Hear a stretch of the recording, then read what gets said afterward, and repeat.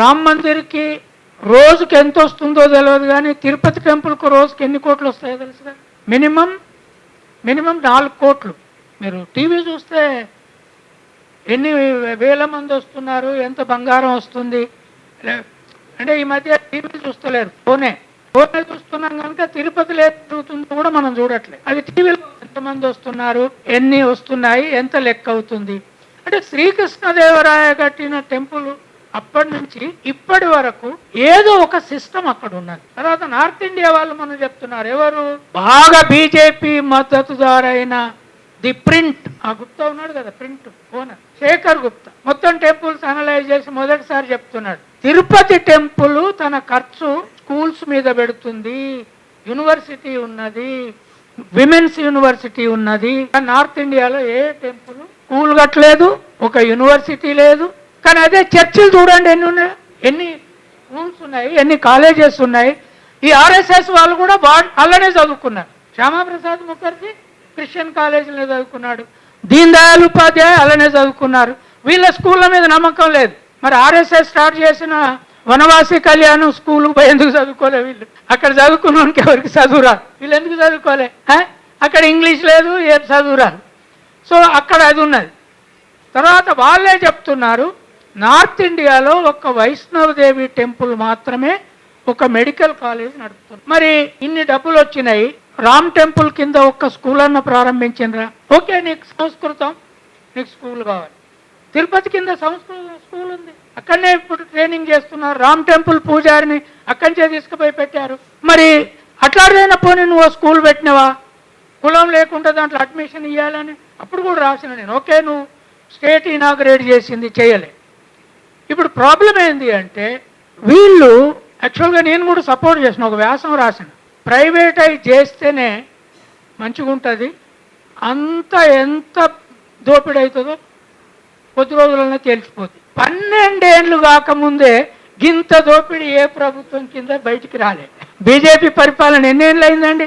అంతకుముందు యాక్చువల్గా వాజ్పేయి పరిపాలన బీజేపీది కాదు, ఇట్ ఈస్ నాట్ ఇండిపెండెంట్. ఇప్పుడు బీజేపీ. అయితే ఇప్పుడు మీరు చెప్పినట్టు ఈ చంద్రబాబు నాయుడు తర్వాత మతి పూర్తిగా పోయిన నితీష్ ఉన్నారే, వాళ్ళు బీజేపీ.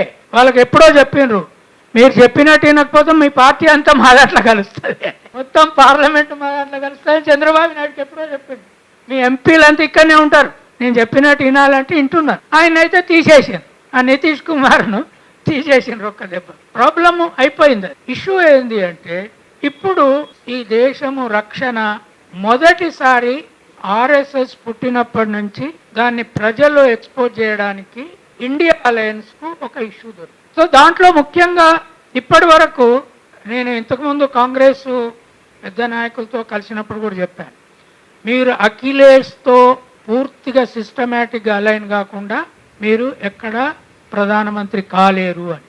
మొన్న అఖిలేష్తో సీరియస్గా పొత్తు పెట్టుకున్నారు, ఎన్ని సీట్లు వచ్చినాయి? ఉత్తరప్రదేశ్ చేయబట్టే ప్రతిపక్ష స్థానం వచ్చింది. అఖిలేష్తో మళ్ళా కొట్లాట పెట్టుకుంటే కాంగ్రెస్కు రాదు, వచ్చేసారి కూడా రాదు. ఎందుకంటే అక్కడ 80 సీట్లు ఉన్నాయి. తర్వాత రేపు ఇంకా మార్చేస్తే చాలా పోతుంది. ఇప్పుడు అఖిలేషే దీని మీద పోరాడుతున్నాడు, అఖిలేష్ ఒక్కడే పోరాడుతున్నాడు, అవునా కాదా? అఖిలేష్ ఒక్కడే పోరాడుతున్నాడు. ఆ తర్వాత 2014 నాడు బీజేపీ అధికారంలోకి వచ్చింది, రామ్ టెంపుల్ ముందు పెట్టి కాదు, కాంగ్రెస్ కరప్షన్ ముందు పెట్టి. కేజ్రీవాల్ నేనే లీడర్ని అవుతా, నేను ఆల్టర్నేటివ్ అవుతా అంటే, ఓహో నువ్వు ఎట్లయితావో, లిక్కర్ స్కామ్ మేము ఎట్లా పెట్టాలో నేను లోపడాలి, ఆయనను పెట్టేసిండ్రు. ఇప్పుడు ప్రాబ్లం ఏంది అంటే, మరి ఇండియా అలయన్స్ అఖిలేష్ను ముందు పెట్టుకొని దేశ స్థాయిలో పోరాటం చేస్తాయా లేదా? అఖిలేష్ను ముందు పెట్టుకోకపోతే పోరాటం కాదు. ఇండియా అలయన్స్ కనుక కాంగ్రెస్కు, తెలంగాణ కాంగ్రెస్కు, ముఖ్యమంత్రికి ఒక అప్పీల్ చేస్తున్నాను, ఇక్కడ మొట్టమొదటి బహిరంగ సభ పెట్టండి తెలంగాణలో, మీరు ప్రభుత్వంలో ఉన్నారు. ఒక అనుమానం ఉంది ఇప్పుడు, నేను చెప్తున్నా ఇక్కడ నుంచి. మొన్ననే మోడీ వచ్చి పబ్లిక్ మీటింగ్లో ముఖ్యమంత్రిని మీరు మాతో కలిసి పనిచేస్తే మీకు అన్ని ఇస్తామన్న దగ్గర నుంచి అనుమానం మొదలైంది. అది పోవాలంటే రేవంత్ రెడ్డి గారికి నా అప్పీల్ ఏంది అంటే, అఖిలేష్ను రాహుల్ను పిలిచి రామ్ టెంపుల్ ఇష్యూ మీద పెద్ద బహిరంగ సభ తెలంగాణలో పెట్టండి, పెట్టి కర్ణాటకలో శివకుమార్ను పిలవండి. సిద్ధరామయ్యను మించిన బీసీ నాయకుడు ఇప్పుడు కాంగ్రెస్కు దొరకడు. 8.5 ఏళ్ళు పరిపాలించిన సిద్ధరామయ్య మీద కరప్షన్ అలిగేషన్ చేయగలదా కాంగ్రెస్?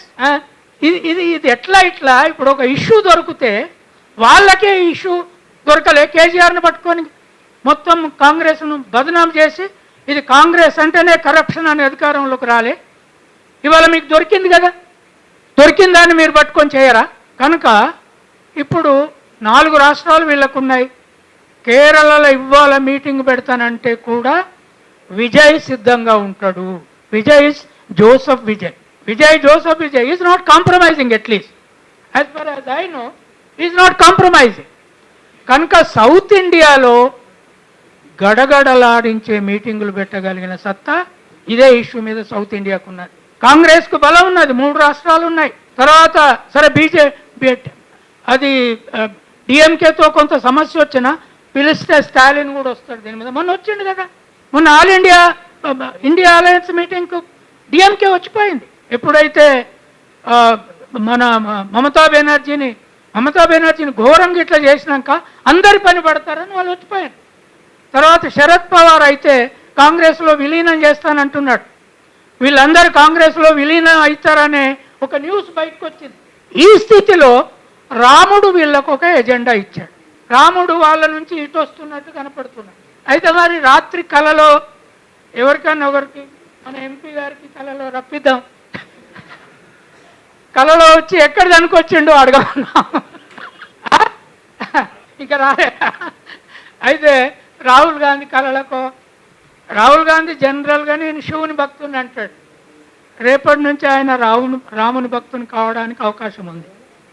అక్కడికి పోవద్దని ఆయన అంటున్నారు. నువ్వెట్లా పోతావు, నువ్వు హిందువు కాదు కదా. అరే ఇదేమి దందా, మీరు ఇంత మోసం చేసి నువ్వు ఎట్లా పోతావు అంటే ఆయన అక్కడికి పోవాల్సిన అవసరం లే. నా కళలో రాత్రి రాముడే వచ్చిండని చెప్తే చాలు. ఇవాళ ఒకటి నేను ఖచ్చితంగా చెప్తున్నా, దేశాన్ని, ప్రజాస్వామ్యాన్ని, రాజ్యాంగాన్ని నేషనల్ ఇంటర్నేషనల్ క్రెడిబిలిటీతో రక్షించాలంటే ఒక్క రాహుల్ గాంధీ నుంచే సాధ్యమవుతుంది. Because is still as of now is the most honest leader. Ambedkar, Gandhi, నెహ్రూల తర్వాత is definitely an honest and definitely a committed leader. అక్కడ పోరాటం చేయడానికి అఖిలేష్ యాదవ్ ఉన్నాడు. Is fighting them everyday. కనుక వీళ్ళిద్దరు కలిస్తే దేశం మళ్ళీ ఇదే రాముణ్ణి ముందు పెట్టి, ఇదే దోపిడీని ముందు పెట్టి, ఇదే కరప్షన్ ముందు పెట్టి ఈ దేశంలో బీజేపీ నేను చాలా కాలం ఏమనుకునేదంటే బీజేపీ అధికారంలోకి రాకుండా అది ఎక్స్పోజ్ కాదు. బయట ఉన్నంతసేపు ఇతరులను తిట్టడం సాధ్యం. అధికారంలోకి వచ్చినాక 12 ఏళ్ళు నిన్ననే సెలబ్రేట్ చేసుకొని ఇక్కడ ఇది జరుగుతుంటే ఆయన ఇండోనేషియాకు పోయి నాకు అవార్డు ఇచ్చిందని చెప్తున్నాడు. ఏ దేశం పోయినా ఒక అవార్డు ఇప్పుడు చూస్తున్నాడు. ఇక ఇదంతా చర్చ జరగకుండా అవార్డుల మీటింగ్ న్యూస్ ఒకటి బయట పెడుతున్నాడు. 12 ఏళ్లలోనే నువ్వు కట్టిన రామ్ టెంపుల్లో ఇంత అన్యాయం జరిగింది. ఇది ఎవరికి ఆయుధం దొరికినట్టు? రామబాణం ఎవరికి దొరికింది? ఇప్పుడు రామబాణం ఇంతకుముందు బీజేపీ చేతులు ఉండే, ఇప్పుడు ఇండియా అలయన్స్ చేతిలోకి వచ్చింది. అనేది ఏంటి అంటే తెలంగాణ కాంగ్రెస్ మహేష్ గౌడ్ గారికి చెప్పండి, let Congress pass a resolution, the same resolution that Karnataka Narendra Modi as prime minister, home minister ఇంతవరకు ఆయన ఏమైందో తెలవట్లేదు ఈ విషయంలో. తర్వాత Yogi Adityanath, 3 responsible, they should resign. ఇది ఒక డిమాండ్గా పెట్టి దేశం అంతటా కనుక ఇండియన్ అలయన్స్ ఇక్కడ కాంగ్రెస్ ఒక రోల్ తీసుకుంటే ఖచ్చితంగా దేశంలో మళ్ళీ మార్పు వస్తుంది, రాజ్యాంగం బతుకుతుంది. రామరాజ్యం ద్వారా చెడగొడతారేమో అనుకుంటే రామునికే అనుమానం వచ్చింది, ఇంకేం కావాలి? రామునికే అనుమానం వచ్చినప్పుడు అదే పట్టుకొని పోవాలి కదా.